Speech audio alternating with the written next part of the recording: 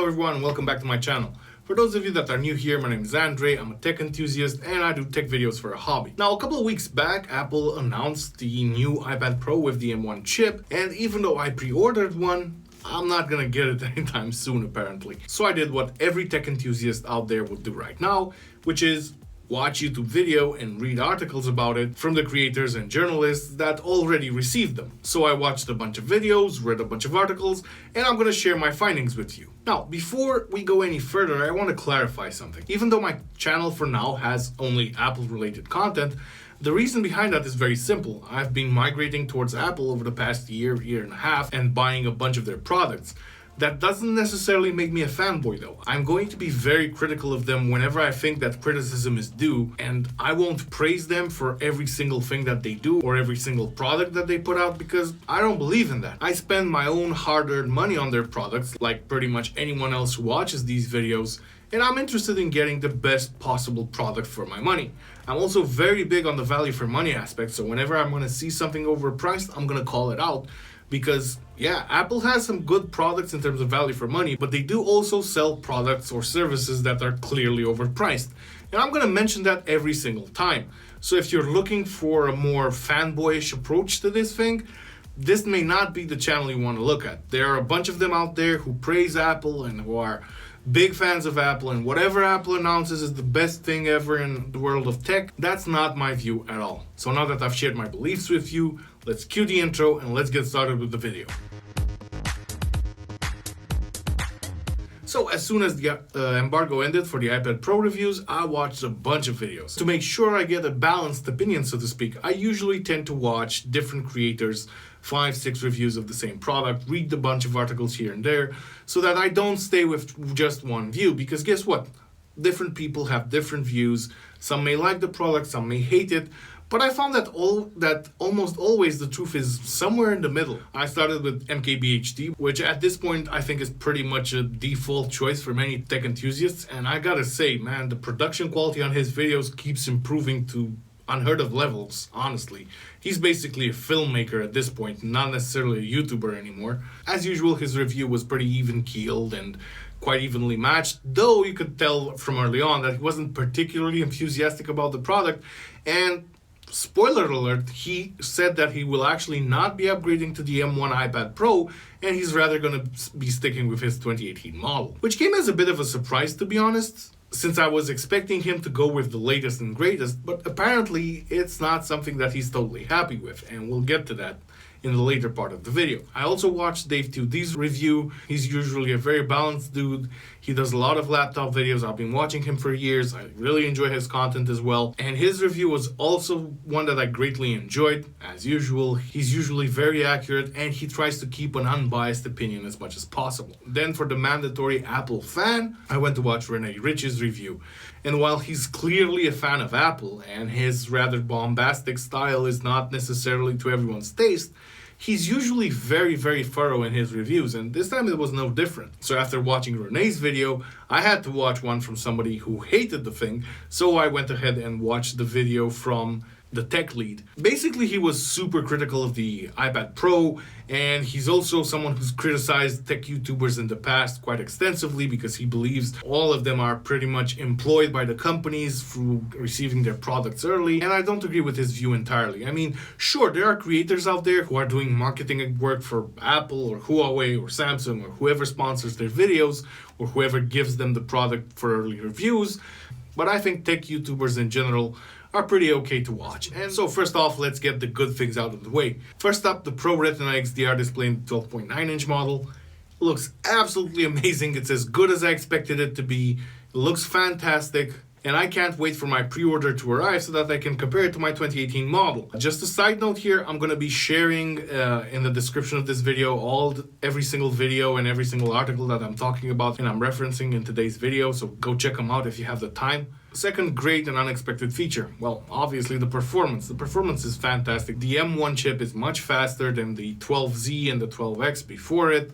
No surprises there either. Thirdly, a great feature that pretty much every single creator talked about. It's a feature that obviously Apple discussed in the launch, but at the time I didn't seem so interested in it, and I'm talking about Center Stage, the new functionality of the front-facing camera to basically center the image on you during video calls. That looks pretty neat, to be honest. That looks pretty enticing on its own, and it's a feature that I hope Apple expands to their entire iPad lineup and also to the iPhone lineup, because it looks really, really useful. There were also some mentions about the improved rear cameras, though nobody was really ecstatic about those.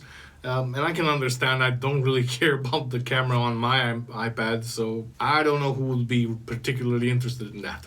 Also, the adoption of 5G was widely appreciated by a bunch of creators and journalists alike, and I can understand it. If you want to have the fastest connection available and to have the mobility that having 5G brings with it, yeah, sure, go ahead, looks amazing. And now to the one big major downside that every single creator seemed to be peeved about: the software. This was pretty much mentioned by every single reviewer, and this has been a conversation that's been ongoing since pretty much Apple introduced enhanced keyboard and mouse support more than a year ago at this point.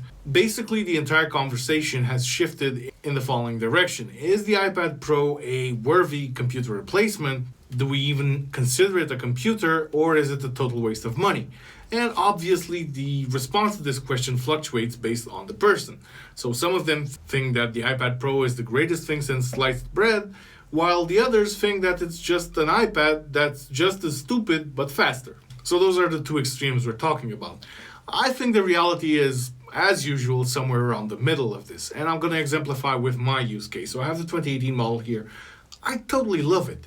Not necessarily as a laptop replacement, though I do use it in certain tasks as a laptop replacement, but for its versatility, the amount of tasks it can do. So for instance, right now I'm using it to control the camera software in the phone that I'm using to film the video. I also use it to write the script of every single video that I do. I always use it to take quick notes when a laptop would be a bit more inconvenient. I also use it extensively during video editing, not necessarily as the main screen, but rather as a second screen working with my MacBook Pro. And it's been amazing at all of that. Obviously, I also use it for its bread and butter, which is media consumption. I watch movies on it, I read articles, I read books, that sort of stuff. And it's been fantastic. I'm also pretty sure it would do very well at video editing, because I use iMovie. iMovie works on the iPad as well. The view that this is useless as a laptop replacement is, I would say, a bit extreme. It depends very, very heavily on the task that you want to replace. And certainly I agree that the iPad Pro and iPadOS in general has some severe limitations in using it as a computer. For instance, even the new one, which has a Thunderbolt port, in theory can connect to an external display. But the number of apps that can take advantage of that external display, well, those are very few and far between. The file management app is absolutely infuriatingly bad. I hate it. I don't like it. I wish it resembled more the Finder app, or basically almost any free file management app that we have on Android. So there are strict boundaries put in place, and these boundaries annoy a lot of people, and the discussion has always been, what will Apple introduce and what will Apple do to improve the software experience on the iPad Pro? And this whole argument misses the point almost entirely, in my opinion. You see, a lot of the tech YouTubers and the media and the enthusiasts, myself included, we forget some critical aspects here.